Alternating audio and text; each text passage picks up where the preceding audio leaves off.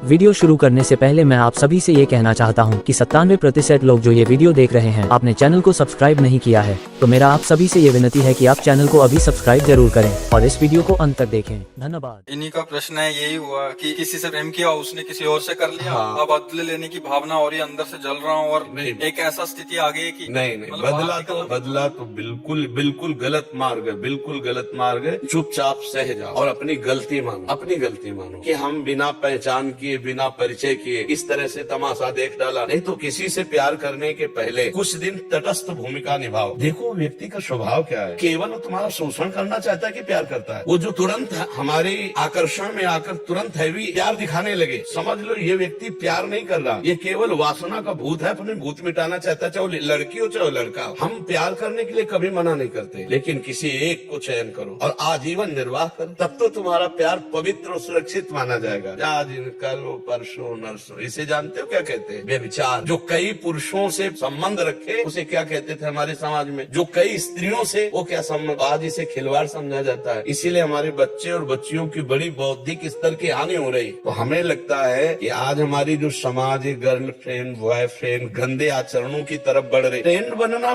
कोई हम निषेध नहीं करते। दोस्त तो स्कूल में 50 होते नहीं होते, लेकिन दोस्त का मतलब व्यभिचार तो नहीं होता ना, दोस्त का मतलब गंदा आचरण तो नहीं होता ना। तो आप गंदा आचरण क्यों करते हो? दोस्त बनाओ, दोस्त तक रखो, और जब आपको इस कार्य में उतरना हो तो माता पिता को सम्मिलित करो, पाणी ग्रहण संस्कार करो, फिर जाओ गृहस्थी में आनंद लो। लेकिन अब ऐसा आधुनिकता चल गई है कि लिव इन रिलेशन चल गया है। वो पति वर्ण करेगी तो वो पति के साथ रह पाएगी, या ऐसा पुरुष पत्नी को अपने प्राण प्यारी मान पाएगा? अब जब ये नहीं होगा तो कलह अशांति और सब बढ़ता ही चला जाएगा। हम भोगों में सुख है नहीं। अब नए नए बच्चे जब भोगों में उतरते हैं तो सुखानुभूति होती नहीं है, तो फिर व्यसन करते हैं, ड्रग्स है, गांजा है, चिले, ये सब जीवन बर्बाद हो रहा है। तो आप लोग जैसे विज्ञ जन हैं, संभालो हमारी नई पीढ़ी को। हमारे जी ये भी बहुत बड़ा कारण हो जाता है कि फिर शरीर को नष्ट करने का, कि अभी रहा नहीं गया, मानसिक तनाव से बाहर नहीं आ पाए।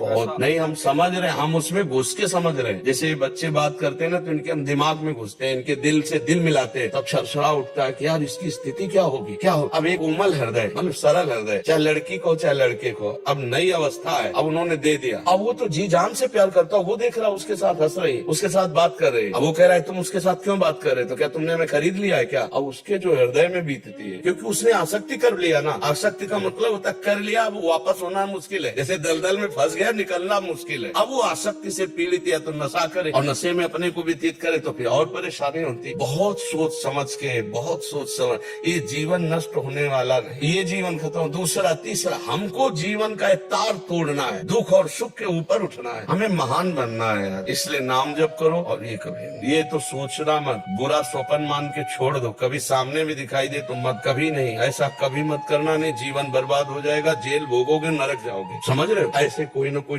फिर तुम्हारे भाग्य के अनुसार मिल जाएगी। ब्याह करो, आनंद से रहो, समझ रहे हो? गलत कदम मत उठाना। ऐसा होता है इसीलिए जब बच्चे बड़े की बात नहीं मानते। हाँ बिल्कुल, माता पिता का अनुशासन बच्चों को मानना ही चाहिए। तो सर ये है कि मैं जिस ऑफिस में हूँ उसी ऑफिस में वो भी हैं। अब ये हो गया है कि मैंने घर पे बात कर ली थी, उसके बाद अब उन्होंने बदल। बहुत कृपा हो गई बच्चा, नहीं ब्याह होने के बाद बदल जाती तो फिर क्या होता? बहुत कृपा हो गई। इस पे प्रसन्न रहो कि बुरा संग होने के पहले हम बच गए। भगवान की कृपा मनाओ ना, और उसको प्रणाम करो कि आपने असली रूप बलिया पहले दिखा दिया, बाद में दिखाती तो हम किसी काम के नहीं रह जाते। इसलिए उसी ऑफिस में जाना पड़ता है। कोई फर्क नहीं। अरे कोई नहीं, बहादुर बन रे, बहादुर बन। तू दिखा कि मैं तेरे से अच्छा हूँ, मुझे तेरी जरूरत नहीं। और जब दोस्त हंसे तो तुम भी हंस दो यार, पागलों के बीच में हंसने में क्या जाता है? क्या जाता है? और उसको बुरा थोड़ी माना जाता है। मस्त रहो, जिंदगी को आनंद में बनाओ। भाई हम सबसे प्रार्थना करते हैं, हर परिस्थिति की काट है, परिस्थिति में मत डूबो, परिस्थिति को काट के आगे बढ़ो। ऐसी नहीं है, ये कोई बेइज्जती है, उसकी मन है वो दूसरी जगह जा रही, कोई बात नहीं भाई। तुम्हारे अपना स्वरूप दिखा दिया, हमारी कोई बात नहीं, हमारा भगवान देखेगा। कहीं न कहीं ऐसा जोड़ लिखा होगा जो तुम्हें सुख देने वाला हो। ये आती तो दुख देती ना, आनंदित रहो। भगवान के भरोसे रहो और नाम जप करो, कभी कुछ गलत मत करना। उसको भी जब प्यार से देखो ना तो मन से प्रणाम करो कि अच्छा हुआ प्रभु ने आपका रूप दिखा दिया, नहीं तो पीछे मुझे बहुत धोखा होता।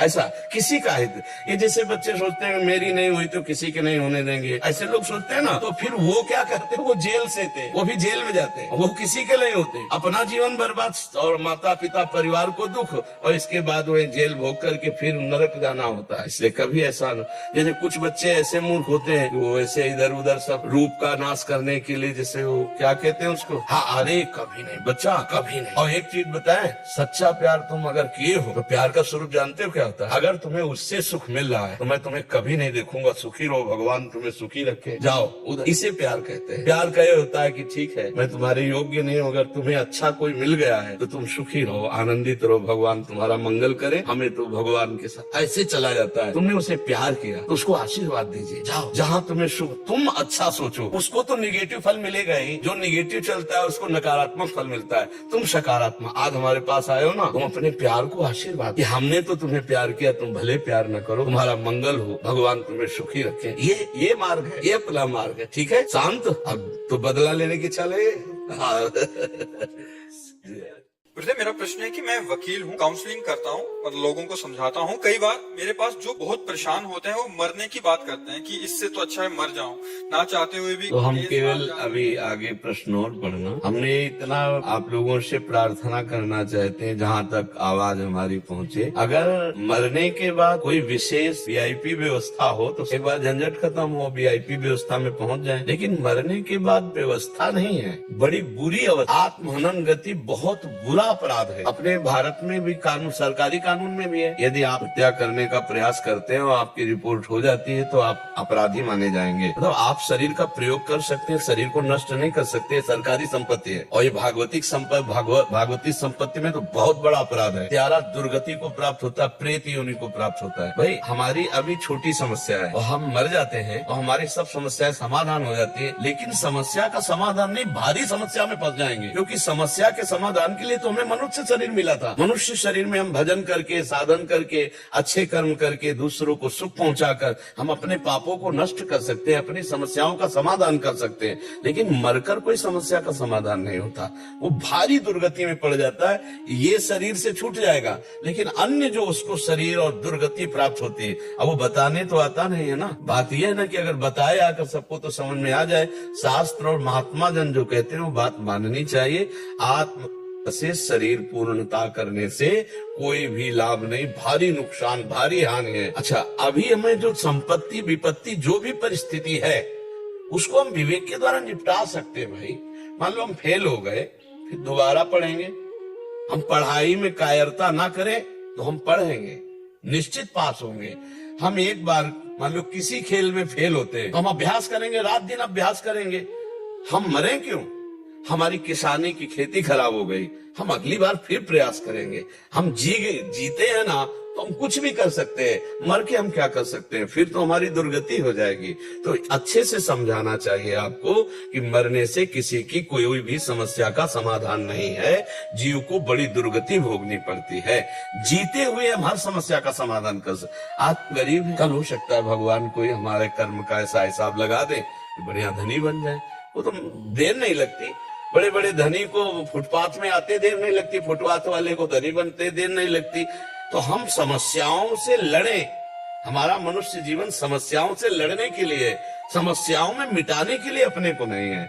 इसलिए बिल्कुल ये बात सब पूरी समाज को समझनी चाहिए कि करना क्या करना एक बहुत बड़ी गलती है। इससे कहीं किंचन मात्र समस्याओं का समाधान नहीं, भारी दुर्गति को, प्रेत योनि को प्राप्त होता है जो आत्महत्या करता है। उस समय तो जिस समय कुछ ऐसा वाक्य होता है उस समय तो इतना डिप्रेशन होता है तो कुछ सोच नहीं रहे। हाँ, वैसे चाहिए, ऐसे लोगों को चाहिए कि ऐसे लोगों से मिले जो लोग बुद्धि स्तर में, जैसे आप कहते हैं कि हम उनको समझाने का कार्य करते हैं, तो बहुत अच्छे तरीके मालूम है समझाने वालों, क्योंकि वो इसी बात की ट्रेनिंग लेते हैं।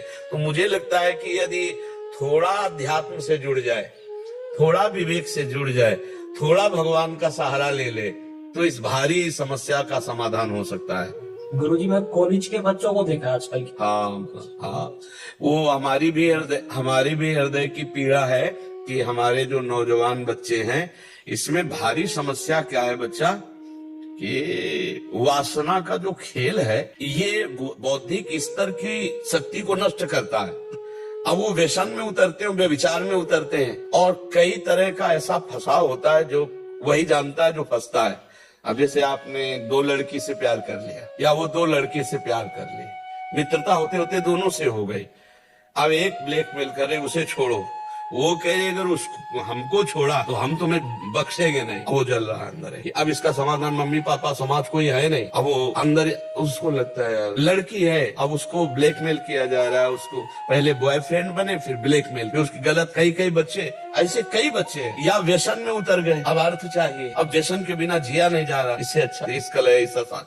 कई ऐसी समस्याएं पाप आचरण के कारण हो जाती हैं जो बहुत ही बुरी स्थिति होती है। लड़ते लड़ते वो दिमाग में हार जाता है और परिणाम फिर उसे नजर आता है। महाराज जी, जब से मैंने होश संभाला है, मन कर्म और वचन से किसी का भी बुरा नहीं चाहा है। महाराज जी, आध्यात्मिक कर्म अच्छे से करते हुए भी हमेशा नकारात्मक परिणाम मिलता है, जैसे कि मैं अपने कार्य क्षेत्र। नहीं, आप गलत शब्द मत बोलिए। हमेशा किसी का एक जैसा नहीं रहता, तो हमेशा आपका नकारात्मक परिणाम कैसे आ सकता है। पापी से पापी पुरुष को भी सुख की विधान की वृत्ति होती है। आप देख लीजिए, पापी से पापी भी पुरुष का ऐसा नहीं है कि वो दुखी होगे, उसके भी जीवन में आनंद आता है, सुख आता है, उल्लास का अवसर आता है। तो आप इतना तो मत कहिएगा कि पूरे जीवन का परिणाम ये है कि हम धर्म से चलते हैं, कोई पाप कर्म नहीं करते, पर नकारात्मक ही उत्तर आता है। ऐसा नहीं, सकारात्मक और नकारात्मक दोनों आते। दिन ही दिन किसी के जीवन में वो ऐसा नहीं, रात भी है, और रात ही रात किसी के जीवन में ऐसा नहीं। चूंकि ये प्रकृति का नियम है, इसलिए हम बिना किसी ननुनच के ये आपकी बात काटते हैं कि आप जो है नकारात्मक सोच ही आपके सामने या नकारात्मक परिणाम ही आपके साथ। ऐसा नहीं है, क्योंकि सृष्टि का एक क्रम है, कभी सुख कभी दुख, कभी अनुकूलता कभी प्रतिकूलता, कभी लाभ कभी हानि, कभी मान कभी अपमान। ये सबके जीवन में आता है, सबके जीवन में आता है। किसी का एक जैसा जीवन, भगवान ने जब अवतार लिए उनका नहीं चला तो मनुष्य का क्या चलेगा। समझ रहे ना। कितना सुंदर बढ़िया जनकपुर से ब्याह होके आ रहा है राम जी का। दशरथ जी आनंद मगन फूले, पूरी अयोध्या फूली। अब ये हुआ कि कल सुबह राज्याभिषेक कर दिया, सामय के 14 वर्ष का वनवास निश्चित हो जाता है नहीं। तो इसलिए भाई हम पहले इसलिए कि आप ऐसा कहेंगी तो सबको लगेगा कि क्या यार परिणाम है, वो धर्म से चल रही और परिणाम नकारात्मक आता है। ऐसा बिल्कुल नहीं है। जो हमारे पूर्व जन्म में कुछ शुभ और कुछ अशुभ, उससे निकाल कर ये शरीर बना है। अब कुछ शुभ आएगा कुछ अशुभ आएगा। क्या आपके जीवन में शुभ नहीं आया? आप ऐसा नहीं कह सकते कि नहीं आया। शुभ आता है तो अशुभ भी आता है। हमको धैर्य पूर्वक अशुभ से लड़ना है। सुख में तो किसी को लड़ना पड़ता नहीं है ना, वो तो आनंद भोग करता है। लेकिन अशुभ में लड़ना है, हारना नहीं है। उस समय लड़ना यही कि राधा राधा राधा, और बुद्धि के द्वारा अपने को बचाना है। हम कहीं डूब न जाए, उस दुख में उस विपत्ति में न डूब जाए। देखो इसका नाम मृत्यु लोक है। कभी ऐसा हो सकता है आपके प्रियजन मर जाए, मृत्यु लोक है ना, प्रियजन बिछुड़ जाए। कभी ऐसा होता है प्रियजन मिल जाए। तो हमको बहुत संभल के चलना है इस मृत्यु लोक में, कि हमारे प्रियजनों का वियोग हो सकता है, मरण हो सकता है। इसका नाम मृत्यु लोक। हमारी प्रिय वस्तुएं हमसे छिन सकती है, ये मृत्यु लोक है। यहाँ पता नहीं कब कहाँ कैसा। इसीलिए हम कहते हैं नाम जप करो, राधा राधा राधा राधा, और हे प्रभु बचाओ। बड़ा भयावह संसार है, बड़ा भय। अब वो चैन से सोने की जंजीर पहने जा रही है, और दुष्ट आया पकड़ के मुंह भरा, वो गिर गए। 40,000 50,000 1 लाख की जंजीर होगी, और उसका जीवन नष्ट, हाथ टूट जाए, पैर टूट। वो मोटरसाइकिल में बैठे ना, ऐसे लोग खींच लेते। अब कितनी घटनाएं ऐसी हैं जो व्यर्थ की, मतलब जीवन लीला को नाश करने। अब वो आराम से मस्ती से जा रहा है किनारे किनारे, उसका ड्राइवर का पता नहीं क्या हुआ, गाड़ी चढ़ गई पीछे। ऐसे ये बड़ा दुखालय संसार है, भगवान ने लिख दिया है। और ये नाशवान है, दुखालयम अशाश्वतम। इसलिए नाम जप करो, दुख से लड़ना सीखो, सुख में भूलो मत। ऐसे अपनी जीवन यात्रा को काटो। जो कर्म हमने किए हैं वही हमारे परिणाम में आएंगे, पक्का समझो, उसके अलावा नहीं आ। अब हम मनुष्य जन्म पाए हैं तो नया एक ऐसा कर्म करें कि सब कर्मों को दबा दे, वो है भजन। भजन एक ऐसा महान कर्म है जो तुम्हारे पाप और पुण्य दोनों को नष्ट कर देगा, और तभी भगवत प्राप्ति होती, भगवत प्राप्ति करा देगा। तो अब जैसे आप कहें कि आपके दोनों किडनी ठीक है ना, हाँ। हम बचपन से किसी जीव को मारा हो ऐसा याद नहीं, और भजन के सिवा कुछ काम नहीं, और दोनों किडनी फेल है। विचार करो आप, अगर दावा पेश करें तो करने का अधिकार रख सकते हैं, लेकिन हमको ज्ञान है इस बात का, इसलिए दावा नहीं पेश करना है। हमारे कर्म का फल हमको प्राप्त हुआ, लेकिन हमारे प्रभु का प्रसाद स्वस्थ किडनी वाला इतना कार्य नहीं कर सकता जितना फेल किडनी से कार्य करवा रहे प्रभु, नहीं करवा। ये भगवान की कृपा है और ये हमारा कर्म। कल तो गुरु भगवान 1-1.5 लाख लोग थे, हाँ, आज उससे ज्यादा। लेकिन से मेरे जवान सब गए। तो हम ये बताना चाहते हैं कि हमारे कर्म हमको गिराना चाहेंगे पूर्व के, लेकिन यदि हमारा भजन है, भगवान का आश्रय है, तो हमको ये कर्म रौंद नहीं पाएंगे। ये बात है। देखो, मनुष्य जब भगवान से विमुख होता है तो पापी कर्म बनता है। कौन ऐसा गृहस्थ है जिसने भ्रूण हत्या न कराई हो, गर्भ हत्या न कराई हो? कोई बिरले गृहस्थ होगा। अब विचार करो, अब उसका कितना बुरा दंड है, और ये तो पता नहीं है। कोई बिरला ऐसा होगा जो बच्चा नष्ट न करवाता, बिरले ऐसा है। हमें तो बिरला में भी ढूंढना मुश्किल पड़ जाएगा, नहीं तो कई तरह से जीव का नाश होता है, कई तरह से नाश किया जाता है ना। अब आप कहते हैं हमने कौन सा पाप किया, बहुत सूक्ष्म विषय हम बता रहे हैं। जिस सामग्री से गर्भ में पहुंच जाए तो संतान होगा कि नहीं होगा, उसी सामग्री को व्यर्थ में नष्ट करते हो। क्या उसमें जीवाणु नहीं, क्या उसमें जीवात्मा नहीं, क्या उसमें वो संतान नहीं है? उसको अगर गर्भाशय मिल जाए तो आकार धारण कर लेना, वो भी पाप है। उसको ऐसे नष्ट करना पाप है। कौन मानता है? किस तरह से व्यवहार हो रहा है आप जब सूक्ष्मता में देखना। तो हमारे भागवतिक कानून में तो सब है ना, और जब दंड मिलता है तो बोले मैंने कौन सा पाप किया। अरे गणना करो पापों की, तो जैसे तुम कह रहे हो गिनते गिनते जवान थक गए, ऐसे पापों की गणना करते करते जवान। फिर भी भगवान हम पर कितनी कृपा की है कि हमें स्वस्थ रखे, हमें वायु मिल रही, आकाश पृथ्वी जल सब, सूर्य चंद्र सब मिल रहे। अब भी चांद से नाम जप करके अपना पूरा रजिस्टर खाली कर दो, पूरे रजिस्टर को डिलीट करवा दो वो नाम भजन से। इसलिए चिंता मत करो, आप बहुत सुखी हो। ऐसे ऐसे दुखी लोग हैं जिनके न हाथ है, न पैर है, न भोजन की व्यवस्था है, फुटपाथ में मक्खियां भिनभिना रही। भगवान उन पर भी कृपा करते हैं, आप पर तो कृपा है ही। निगेटिव सोच को बदल लो, पॉजिटिव सोच कर लो।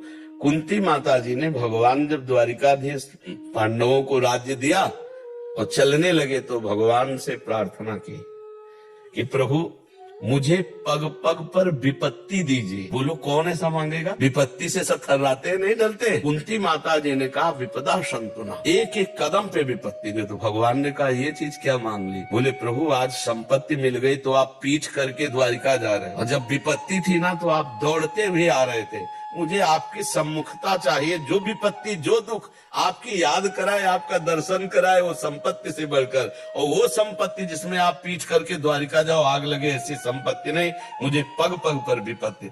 तो विपत्ति तो भगवान से मिलाने के लिए आती है। यदि हम विपत्ति में देखें तो अपना कोई नजर नहीं आता। ये बात सही बोल रहे महाराज जी। कल जब मैं आई थी तो और सब गलत बोल रहे थे।